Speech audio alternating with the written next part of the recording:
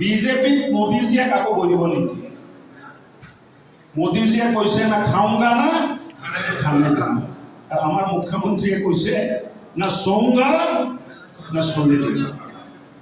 রাতি 2টা বজাত তেখেতৰ টেলিফোন আহে, ফোন বাজাৰি মুখ্যমন্ত্ৰী ফোন, ছাৰ আপুনি শুই আছে নেকি? মই ছাৰ শুই থকা নাই, এতিয়া 2টা বজাত মানুহ নুশুই কি কৰিব কওক।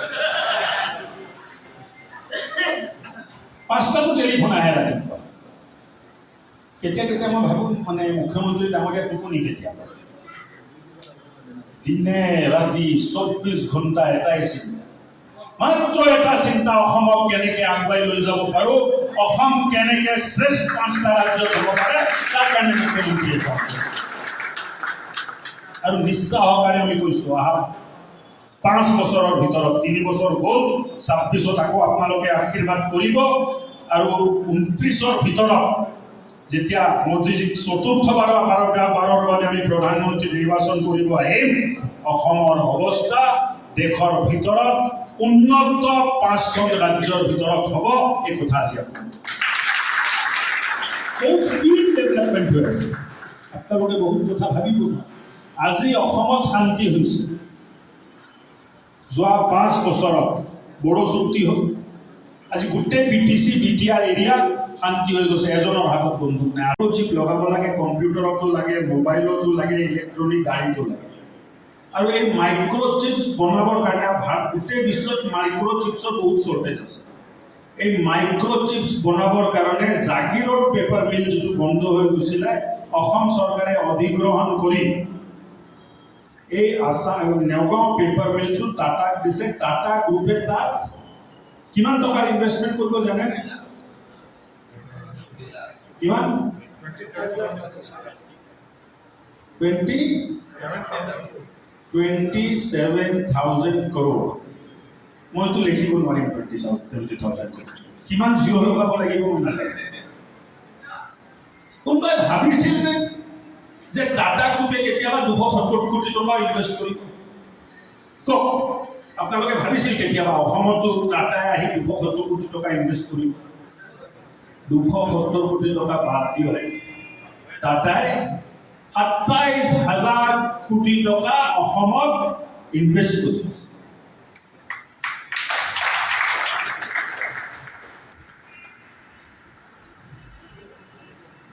কল্পনাৰ বাহিৰত। আচ্ছা, কৰি আছে মানে ভৱিষ্যত কৰিব এইটো নহয়। আধাৰশিলা হৈ গ'ল, এগ্ৰিমেণ্ট চহী হৈ গ'ল, MOU হৈ গ'ল, লেণ্ড হেণ্ড অভাৰ হৈ গ'ল, আৰু মডেল কোড অফ কণ্ডাক্ট লাগাৰ আগে আগে ভাৰতৰ যশস্বী প্ৰধানমন্ত্ৰীয়ে এই মাইক্ৰ'চিপ ফেক্টৰীৰ আধাৰশিলা হ'ব। আৰু বিজেপিৰ এটা বাহাদুৰি আছে। বাহাদুৰিটো হ'ল আধাৰশিলাও আমিয়ে কৰোঁ আৰু উদ্ঘাটনো।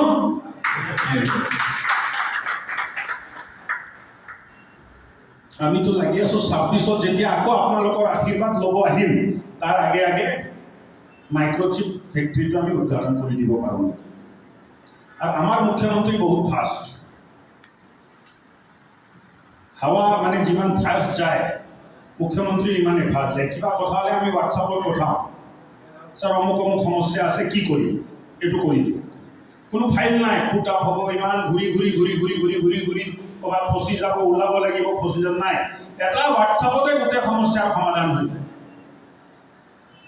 চ' এইটো চৰকাৰ, this is a lightning government, লাইটৰ স্পীডত কাম কৰা চৰকাৰ। माता की जय, बोलो बोलो भारत माता की जय। हिमंत विश्व शर्मा जिंदाबाद जिंदाबाद जिंदाबाद, अशोक सिंघाल जिंदाबाद जिंदाबाद जिंदाबाद, अशोक सिंघाल जिंदाबाद। বাহিৰে আৰু বিজেপিৰ বাহিৰে শিৱসাগৰত একো দেখা নাই। আচ্ছা, আজি আপুনি ব্যৱসায়ীসকলৰ লগত যিখিনি নহয়, ইয়াত বিভিন্ন সমাজৰ ব্যক্তি আছে, প্ৰতিষ্ঠিত ৰাইজ ইয়াত আছে, ব্যৱসায়িক সন্থাৰ মানুহ আছে, বিভিন্ন শিৱসাগৰৰ বিভিন্ন প্ৰান্তৰ পৰা অহা আমাৰ শ্ৰদ্ধাৰ ৰাইজ, তেখেতসকলৰ প্ৰতিনিধি, ব্যৱসায়িক প্ৰতিনিধি আছে।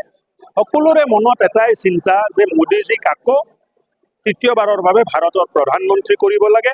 আৰু কিয় কৰিব লাগে? মোদীজীৰ কাম, মোদীজীৰ নাম, মোদীজীৰ সুশাসন, মুখ্যমন্ত্ৰী ডাঙৰীয়াই কৰা কাম, তাৰ বাবে আকৌ এবাৰ মোদী চৰকাৰ। উন্নয়নৰ প্ৰতিশ্ৰুতিটো আমি উন্নয়ন কৰিয়ে আছোঁ। যোৱা 10 বছৰত অসমত হোৱা পৰিৱৰ্তন, আজি বগীবিল হৈ গ'ল।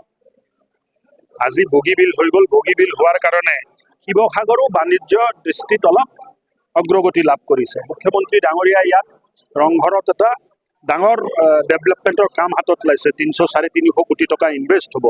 পৰ্যটনৰ এটা থলীত ঐতিহাসিক শিৱসাগৰ নগৰীক আমি গঢ়ি তুলিব খুজিছোঁ। কাজিৰঙাত অহা প্ৰত্যেকজন পৰ্যটক শিৱসাগৰলৈ আহক, এইটো আমাৰ ইচ্ছা। অসমৰ ইতিহাস শিৱসাগৰত আহি চাই যাওক।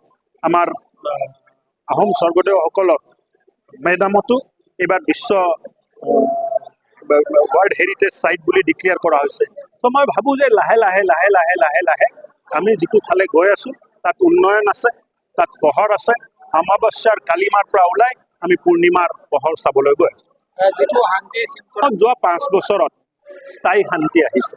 বড়ো চুক্তি, কাৰ্বি চুক্তি, ডিমাচা চুক্তি আৰু তাৰ উপৰি আলফাৰ লগত যিটো শান্তি আলোচনা হৈ চুক্তি হ'ল, মই ভাবোঁ যে অসমত যিটো স্থায়ী শান্তি বিৰাজ কৰি আছে।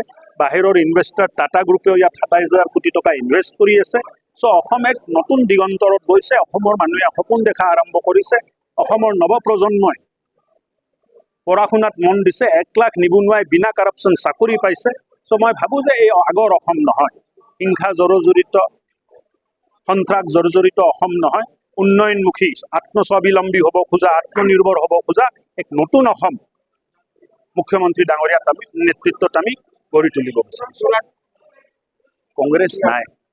কংগ্ৰেছ নাই। কাৰণ নাই মানে কি, যে কংগ্ৰেছে বাকী আৰু ফাঁকিৰ বাহিৰে একো কৰা নাই।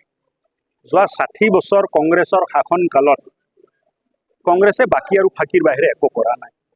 কংগ্ৰেছৰ 15 বছৰৰ শাসনকালত APSC কেলেংকাৰী হ'ল। অসমৰ মেধা থকা দুখীয়াৰ ল'ৰা ছোৱালীয়ে APSC চাকৰিৰ পৰা বঞ্চিত হ'ল। 50 লাখ, 70 লাখ, 1 কোটি টকা লৈ APSCৰ চাকৰি দিয়া গ'ল। যিটো ষ্টেটত, যিটো ৰাজ্যত ষ্টেট কমিশ্যনৰ চাকৰি পইচা লৈ পোৱা যায়, এই ষ্টেটৰ দুৰৱস্থা কি এইটো আপুনি চিন্তা কৰিব পাৰে। ভাল ল'ৰা ছোৱালী অসম ত্যাগ কৰি বাহিৰত গুচি গ'ল। ভাল মানৱ সম্পদ নষ্ট হৈ গ'ল। এই মানৱ সম্পদ গঢ়াৰ কাৰণে কিমান কষ্ট হ'ব আপুনি চিন্তা কৰি চাওক।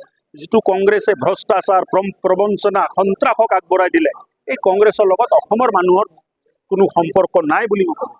তপন গগৈ কিমান তপন গগৈ মোদীজীৰ প্ৰতিনিধি। মোদীজী যোৰহাট পাৰ্লিয়ামেণ্ট চিটত 2,10,000ৰো অধিক ব্যৱধানত ইলেকশ্যন জয় হ'ল।